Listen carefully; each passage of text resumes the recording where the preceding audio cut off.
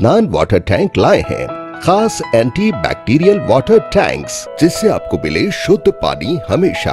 Adnan water tank, safe and healthy water storage solution. अस्सलाम वालेकुम नाज़रीन, आइए नज़र डालते हैं देश और दुनिया के खबरनामे पर।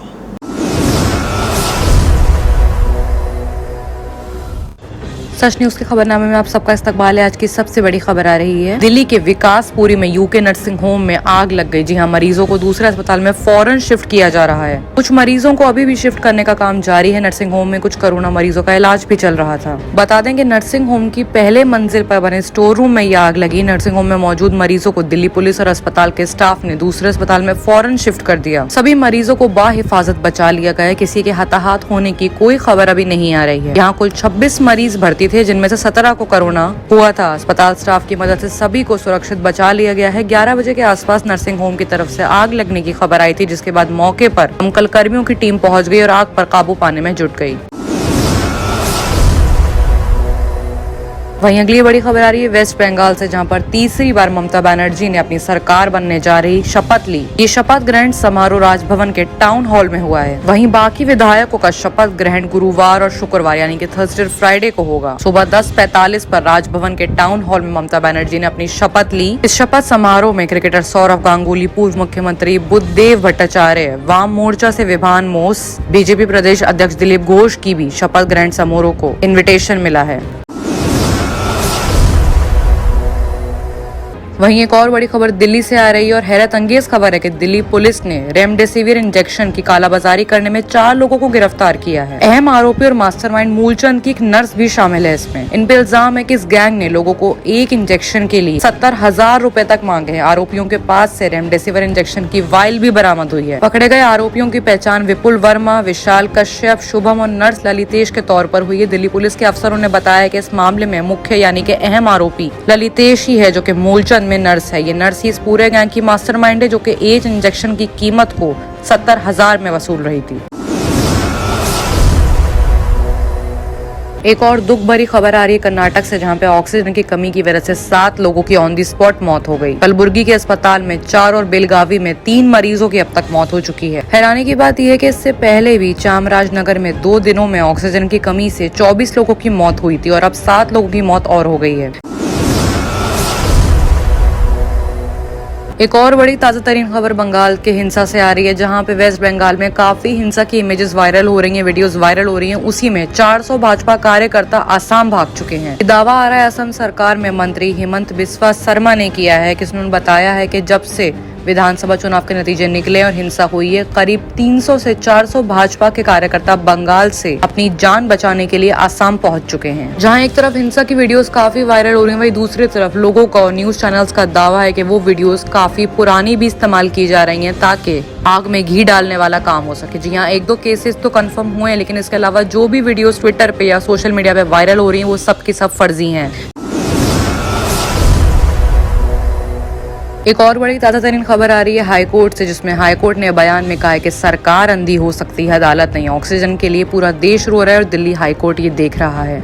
केंद्र सरकार अधिकारी किए जाने पर कि कोविड-19 के मरीजों के इलाज के लिए राष्ट्रीय राजधानी में ऑक्सीजन की कमी को लेकर अदालत भावुक न हो। इसलिए अदालत ने फटकार लगाते हुए कहा कि लोगों की जान खतरे में और ऐसे में सरकार अंधी हो सकती है, लेकिन अदालत अंधी नहीं है। विपिन सांघी, न्यायमूर्ति रेखा पल्ली कहा है कि पूरा देश आज ऑक्सीजन के लिए रो रहा है। सिर्फ दिल्ली ही नहीं बल्कि बाकी स्टेट्स और सिटीज भी रो रहे हैं। वहीं बताया जा रहा है कि दिल्ली में 433 मीट्रिक टन ऑक्सीजन पहुंचा चुके हैं। वहीं 307 मीट्रिक टन आज सुबह पहुंचाए जा रहे हैं। दिल्ली सरकार की ओर से पेश हुए ये राहुल मेहरा ने कहा है कि केंद्र को दिल्ली ने 590 मीट्रिक टन ऑक्सीजन देना है, लेकिन सिर्फ 420 मीट्रिक टन ऑक्सीजन पहुंचा, जिसकी वजह से लोग दिल्ली में मर रहे हैं।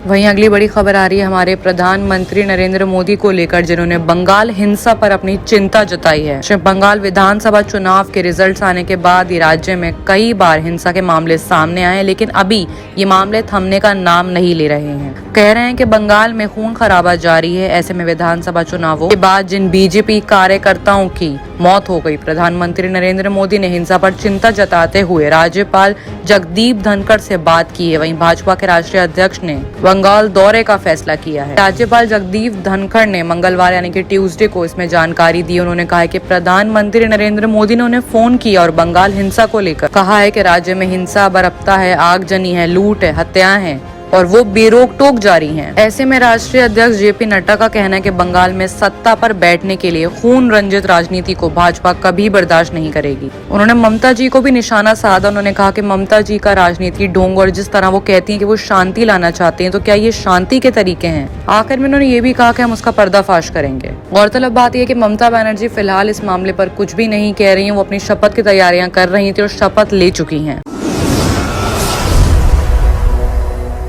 आइए बात करते हैं इंटरनेशनल खबरों की, जहां पे सबसे बड़ी खबर आ रही है मैक्सिको से, जहां पर मैक्सिको में एक बड़ा हादसा सामने आ रहा है। ऊपर से गुजर रही थी मेट्रो ट्रेन, तभी अचानक मेट्रो ट्रेन टूट गई पुल पर और इस हादसे में 20 लोगों की मौत हो गई, जबकि तकरीबन 50 लोग घायल हो गए हैं। मैक्सिको की राजधानी मैक्सिको सिटी में एक पुल गिर गया। इस हादसे में मंडे की रात को 10:30 बजे 12 मेट्रो लाइन पर हुआ। इस दौरान पुल के ऊपर से मेट्रो ट्रेन जो गुजर रही थी उसमें 20 लोगों की मौत हो गई है। ये वीडियो सोशल मीडिया पर काफी वायरल हो रही है। इसमें मेट्रो के कोच बीच हवा में लटके नजर आ रहे हैं। यहाँ बड़ी तादाद में लोगों की भीड़ नजर आ रही है। वहीं पुल के नीचे खड़ी कारें भी इसकी चपेट में आने से मलबे में दब गईं।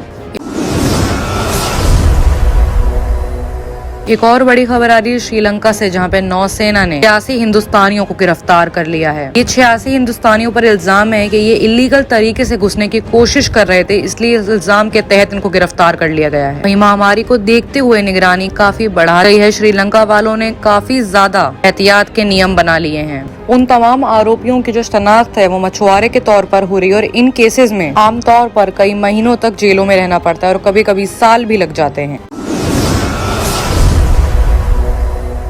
एक और बड़ी खबर आ रही है ईरान की तरफ से। जी हां, तेहरान में 4 मई को ईरान पुलिस ने राजधानी तेहरान की एक ऊंची इमारत से गिरने से हुई स्विट्जरलैंड की एक राजनायक की मौत के मामले को जांच में ले लिया है। रिपोर्ट के मुताबिक स्विट्जरलैंड की 50 साल की एक औरत 20 मंजिला ऊंची इमारत की छत से गिरकर उसकी मौत हो गई। ऐसे में ये मामला सामने आ रहा है कि ये सुसाइड है कि मर्डर, वो अब तक क्लियर नहीं हुआ है। बताते हैं कि महिला तेहरान की इसी इमारत में रहती थी।